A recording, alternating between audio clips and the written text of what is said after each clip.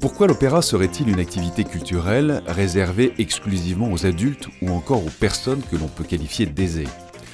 Pour l'association Piccolo Opéra, cela ne peut pas être le cas. Fondée en 2007 et basée à Genève, elle propose des ateliers et des stages pour les enfants et ce, dès l'âge de 6 ans. En s'intéressant à l'imaginaire que l'opéra suscite, les enfants sont amenés à chanter, à jouer, à danser et à monter des spectacles d'opéra ou de ballet. Aujourd'hui, c'est un véritable succès. 50 enfants par semaine assistent aux différents ateliers et 120 participent aux stages ponctuels. Rencontre avec les acteurs de cette association qui transmettent avec passion leur amour de l'opéra.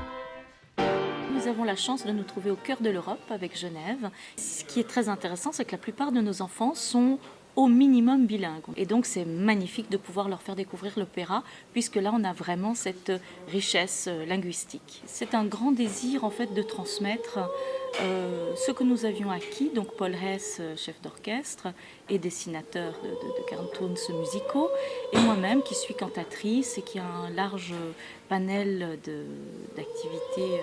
L'idée c'était vraiment de transmettre aux enfants cette envie d'aimer l'opéra, cette envie de créer, ce besoin d'imaginer des scènes, des décors, des histoires, et de montrer aux enfants que finalement on ne leur raconte pas que des choses qui s'évanouissent comme le Père Noël. Là il s'agit vraiment d'histoires qui sont pour les adultes mais auxquelles ils ont accès.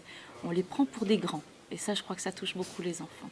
L'opéra nous permet un voyage dans le temps qui est formidable puisqu'on va pouvoir parler de Shakespeare, on va pouvoir parler de la Grèce antique.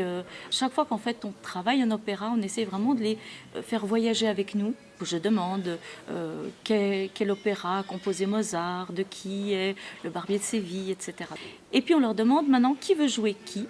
Chacun va prendre un personnage et le jouer à sa façon, en faisant une sorte d'improvisation, bien sûr, puisqu'ils n'apprennent pas le texte par cœur, ils l'inventent.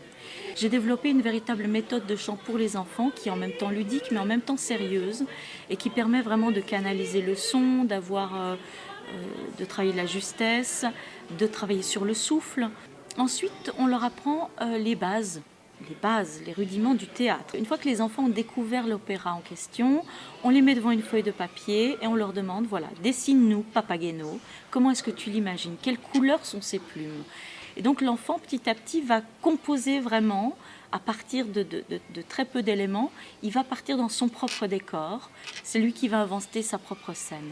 On a l'immense chance d'avoir cet merveilleux Théâtre de l'Espérance à notre disposition depuis un an. On a la scène, le théâtre, l'improvisation, la direction d'orchestre avec moi. On va apprendre aussi à diriger.